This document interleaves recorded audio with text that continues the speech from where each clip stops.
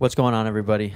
Welcome back here to the Paste Studio in Midtown Manhattan. We are broadcasting live from the Manhattan Center as always, and we are here with a very, very special guest. We are honored to have Shawn Colvin in the studio with us today. Hey, Matt. Hey, thanks for coming. It's my pleasure. Oh, it's a real pleasure to have you. There's a record, new record coming out tomorrow. It's called the Starlighter. And we're looking forward to hearing some new songs from this album, which has a really interesting inspiration and kind of a root, which we can go into later. All right. But why don't we start it off with a song? Tell me a little bit about this first one. Well, this is the title track. It's called The Starlighter. And we'll talk more about what the record is based on, but these are lullabies, basically. And this is just a character in the song, and it's the Starlighter. All right.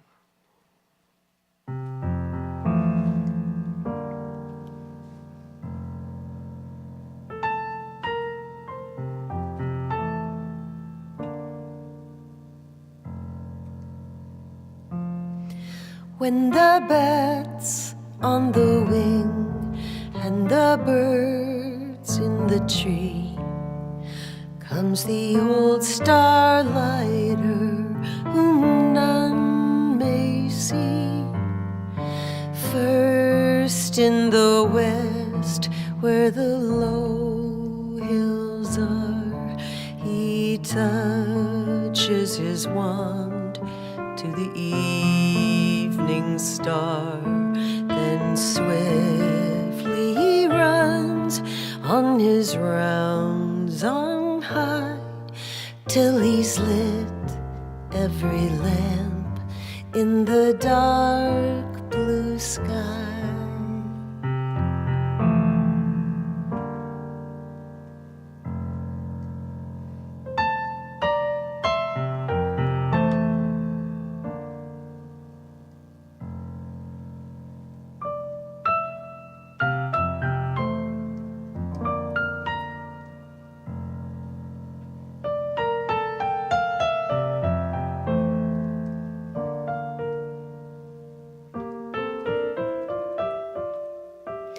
When the bat on the wing and the birds in the tree, comes the old starlighter whom none may see.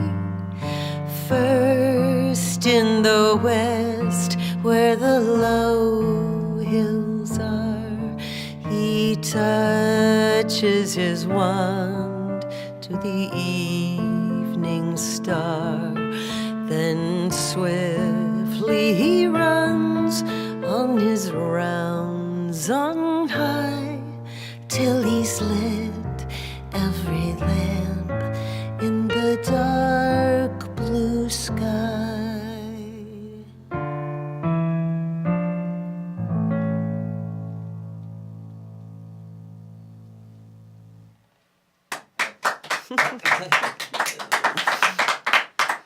Why, thank you. Oh yes, the crowd goes wild. I always say there are hundreds of people here. They are just so in awe. Yeah, they they're can't even paralyzed. clap, yeah. They can't even clap. Yes. But they are clapping inside. So that is the title track from this new record, which comes out tomorrow. It's called The Starlighter. Yeah. And what I know about it is that it was inspired, the whole album was inspired by this children's book called Lullabies and Night Songs. Yeah, every song on the record is taken from that book. So what brought you to that book, or what brought that book to you? My parents gave it to me when I was about 8 years old, and I'm trying to think of why they would. I played the piano. I had taken lessons, and it's just piano arrangements, pretty simple piano arrangements in the book. And I'm trying to think, though, why they would, at 8 years old, get me a lullaby record, and I'm realizing that the illustrations are by Maurice Sendak. Oh. And we had books by him, you know, Where the Wild Things Are and some others. Something called the Nutshell books that were these 4 tiny little books in a little box. And one was called Pierre. I can't remember them all, but they were staples, you know. So I bet you it was because of the illustrations that they got me that book. And I just started playing the songs, and they were arranged by an amazing composer and arranger named Alec Wilder, who I knew nothing about. And they were beautiful, and they stuck with me all these years. I just fell in love with them. Was this a book that's sort of like one of those old books that came with a record, like a little sort of a 45, like a 7-inch? No. I used to have these books in my house where you would get these sort of Yeah. fairy tales, and the back of the book would come with a record like kind of taped into it. No, this was no, it Yeah. didn't. So it came with music, like just to be played. Yeah, it's just a music book with great illustrations, and it's beautiful actually. It's out of print. It was put out in '65, but you can get copies of it on Amazon used. But every bit of tablature, notes, and whatnot, the music notes are hand done. Yeah. And the illustrations are all original. It's just an amazing, and it's a good size too. Yeah. It's a great book. Yeah. Yeah, you know, I was watching, there's a video for this main, for the title Yeah. track, which is just beautifully animated. And you can tell Thank you. it's not conventional animation, it's sort of a stop motion kind of an animation. And there's the character in the song, and for whom this album is named, is a character with you in this video. And watching it, I was wondering, was there something about this character in particular, you know, separated from the story of the whole book, that was something that stuck with you after all these years? No, actually, they're kind of like children to me. There is no favorite, but because there was going to be a video made, and there are 10 songs that were animated for this project, and I just wanted a character of some kind to be sort of center stage, Yeah. because I knew it would work with the animation if we started with that, and who better than for a lullaby record, the Starlighter. Yeah. And you know, in terms of, you know, you've written, you've made albums with lullabies on them before. Yeah, I and one made that I previous one. right. Previous year. And so, you know, I was thinking as this one came around, are these songs that have a real resonance with you in general, like the idea of the lullaby as a kind of music that is inspiring you through the years? I can't say that they have really. This genre in particular. It's Yeah. this book. It's this book. It's this book. Yeah, interesting. So we're going to do a couple more from the Starlighter. Tell me Yeah. a little bit about this next one. Well, again, these are two characters that certainly captured my imagination as a little kid. This song is called Minnie and Winnie, and it's sort of it's a sweet little fantasy, and it's sort of self-explanatory.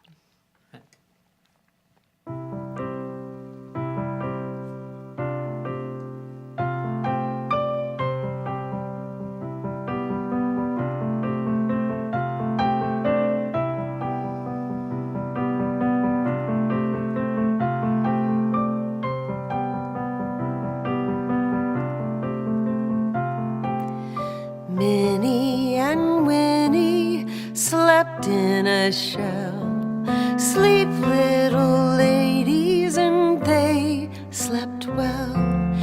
Pink was the shell within, silver without. Sounds of the great sea wandered about. Sleep, little ladies, wake not soon. Echo on echo dies to the moon. Started a green linnet out of the croft. Wake, little ladies, the sun is aloft.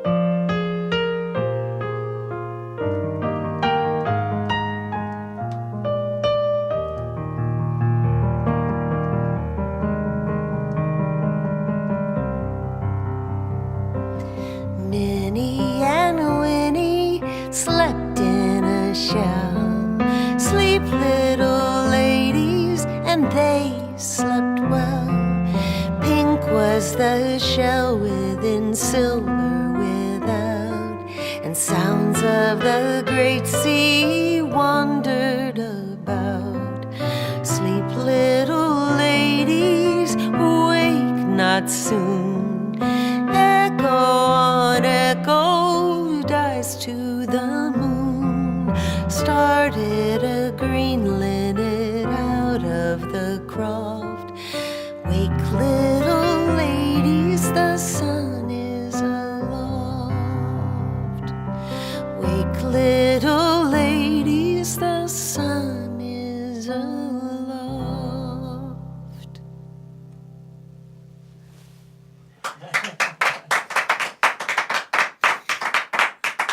Thank you, guys. Let's point out who's playing piano here for people who are just listening, because it's not me. Yeah, right. I'm not that good. I was, and especially after that song, because the playing was really so lovely. I was going to point out that this is Bryn Roberts on piano, playing with Shawn today. And as you were playing, actually, I was wondering because you spoke about how this book, the lullaby book, the Starlighter, it came with, or actually it was called Lullabies and Night Song. Mm-hmm. It came with music. It was a book that came with an accompaniment, essentially. Are these those songs, or was there a lot of... These are those arrangements. These are those arrangements. Yeah. Well, they're the voicings. They're what you hear on those piano arrangements. Some of them are very short, and you'll notice that I'm repeating the verses in them twice. So we did an interlude this time that modulated to a higher key. But what you're hearing on the piano is the way they were written in the book. Written. Yeah. And so when you Which is part of, it's just like the essence of why I love these songs, is the way they were arranged. And so was there sort of like a roadmap to this album coming to fruition when you knew you wanted to convert these into a new record? Did you already sort of know from the very start where these songs were headed, or were there arrangement things that you needed to work out here and there? No, I knew where they were headed. We're doing them just piano and vocal today. There's production on the record, not on all of it. Some of them are very spare, but we have some brush drums and some strings and even some horns, some chimes, just little colors. And those were things that you, as you were sort of in the recording process, thought, chimes would be great here, or a drum part. I had a producer, Doug Petty, and he produced the Holiday Songs and Lullabies record that I made 20 years ago, based on the same book. And he was given the book as a child, too. He's a great keyboard player. And so he produced that 20-year-old record and, again, produced this one. He had a great feel for what these sounded like and loved the arrangements as well, was familiar with them. It's interesting that you guys sort of, came to this project, from your own separate experiences with it. Did you find that you had the same, you were on the same wavelength about how these songs sounded in your heads? Well, we knew how they sounded in their basic form and loved them. So it was really Doug who had the vision for putting more production on them, but he just nailed it. I mean, no matter what he attempted, I just left it up to him. Right. It was easy. Yeah. So were these songs that you had heard before? I mean, the book came with like a notation. Well, I was a piano player. Yeah, so you would play them as a kid? I would play them as a kid. Yeah. And it was like being hipped to, I don't know, Bryn might be able to help me with this, with it. I don't know if you'd call it like modern classical. I mean, it has sort of an Aaron Copland-esque, I don't know what you'd call it. It's just different. It's not your usual chords. Yeah. What kind of music is it?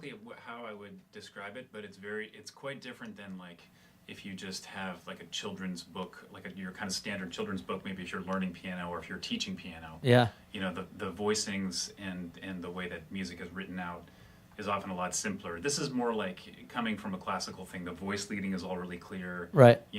There's all these interesting kind of inner parts that wouldn't necessarily exist in more conventional like children's music. Very interesting inner parts. Yeah. The chord yeah. structures are just, some of them are fairly complicated and gorgeous. Yeah, and so maybe not the easiest music for a 9-year-old who's learning the piano Not the easiest, to play. but that just has to do with some of the timing, and I think some of them might have 3 flats, right. But I could do that, and other than that, I mean, wouldn't you say, Bryn, that they're fairly simple? Yeah. I think there's like a sort of underlying, like the all of the melodies and everything are really simple and straightforward, but it's all these like sort of little hidden treasures. It's these little inversions, Yeah, probably those may be the things that kind of embed it so deeply into a person when you realize that's exactly right. the nuances, the finer points that you can, And other that's people why might it's miss. yeah, that's exactly right, and that's why it's worth mentioning again that the arrangements were done by an amazing composer and arranger named Alec Wilder, who is still alive and has an Alec Wilder newsletter. We found out, and they're very excited that I did this. And I would hope so. Yeah, I'm going to get to do an interview for their newsletter. I'm really excited about it. Yeah, I mean that's great. He should maybe do something on your on Maybe yours so. as well. I'd be hip to that. Some cross marketing potential there. Yeah. So we're gonna do one more from the Starlighter. Mm-hmm. Tell me a little bit about this last one. This is called The Journey. I wasn't familiar with this one. It's not like I learned every single song in the book. There's a lot of them. Yeah. And for some reason, I skipped over this one. I have no idea why. Maybe it's because it's towards the end of the book and I didn't make it that far. I don't know. But Doug and I were looking for more to do because we'd tapped some of them for that first record, that Holiday Songs and Lullabies. And we thought, well, why not? He wasn't really familiar with that one either. I don't know why. So this is one that we just kind of picked out and said, do you think this will work? And we were really kind of stunned by how beautiful it was, and so glad that we tried it out. So this is called The Journey. Right.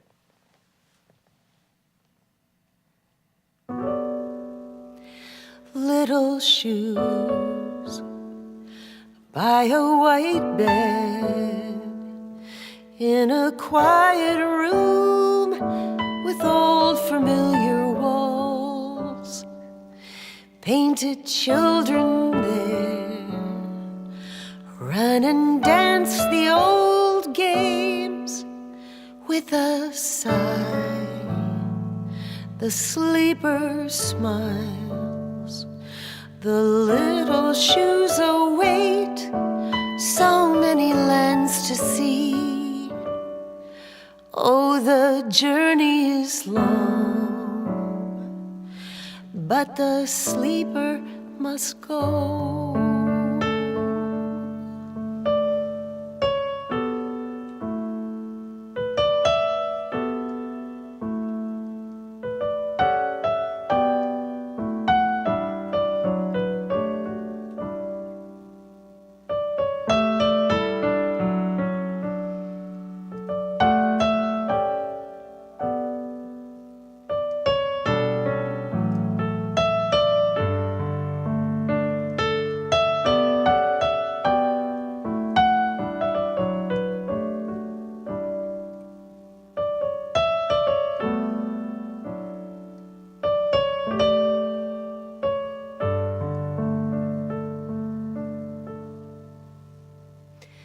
Little shoes by a white bed in a quiet room with dear familiar walls and painted children there run and dance the old games. And with a sigh the sleeper smiles, the little shoes await so many lands to see. Oh, the journey is long,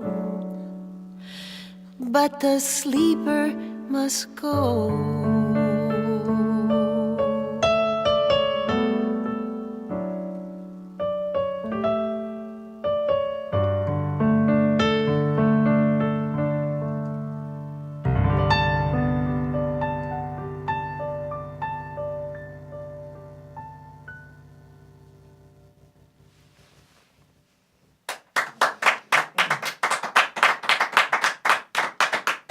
Guys, thank you so much. Yeah, I love that one because it's a little obscure, It's like, what are they talking about? The little shoes await, so many lands to see. I don't know. It's like, I didn't quite get it at first, you know, but the sleeper, they call Yeah. the child the sleeper, and they gotta go, you Have- know, has they gotta these- drift off. Has So. the story changed in your mind after all these years? Has your understanding of it or your interpreting of it, has that shifted as you've gotten older?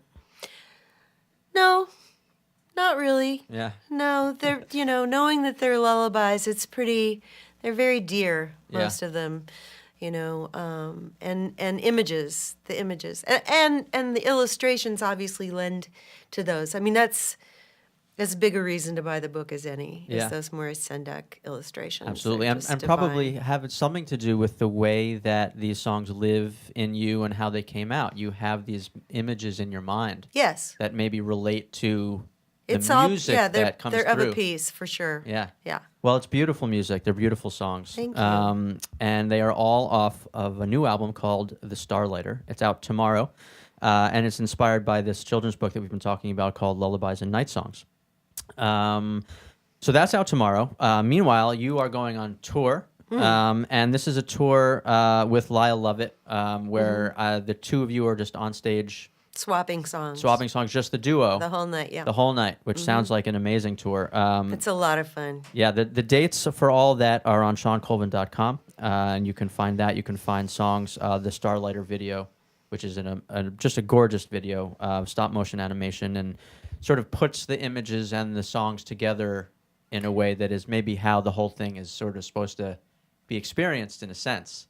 Yeah, images plus music. I think so. I mean, I think it's really it's important for kids. I think they will get a lot out of, you know, you want to watch something too. Yeah, right. You Well, know, sure. not that I'm against listening to music without images. No, but in this case, it seems like these things really are of a piece, and you It's- get to be a character in the video also. I do, and my daughter's a character. She's in the nut tree. She's the King of Spain's daughter. But you just take pictures of people. I mean, the animator's daughters are Minnie and Winnie in the Yeah, shell. right. Yeah. Yeah. So there's a lot to see in this video. A lot of cool little touches. Yeah, well, it's an amazing video. Everyone should go Thanks. check it out. It's on. You can see it on ShawnColvin.com. You can also find the tour dates with Lyle Lovett coming up in March, and pick up Starlighter, which comes out tomorrow, February 23rd. Yeah. So, Shawn Colvin, thank you so much Thanks, for Matt. coming to Pace and playing in our studio. Bryn Roberts on piano, thank you so much for playing for us as well. And have a great tour, and congrats on the record. Thanks, and Matt. please come back and play for us again anytime, all I right? would love to. Thanks. All right, thank you.